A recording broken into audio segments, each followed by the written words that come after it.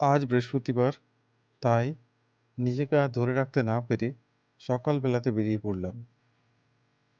ছুটতে বাইক নিয়ে দেখতে পেলাম একটা সুন্দর মনোরম জায়গা, যেটা শুধু আমি একা কেন উপভোগ করব?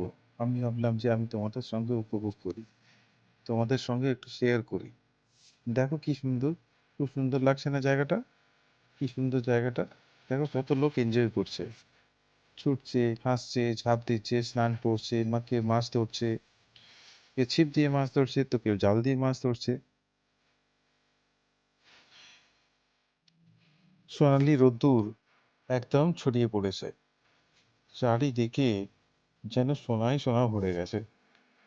দেখো কি সুন্দর লাগছে! একটা শান্ত, নিস্তব্ধ একাকিত্ব, একটা খুব সুন্দর বিকেল। মানুষ মাঝে মাঝে এত বেশি বিরক্ত হয়ে যায় যে মানুষ সত্যি এইসব জায়গায় নিজেকে খুঁজে পায়।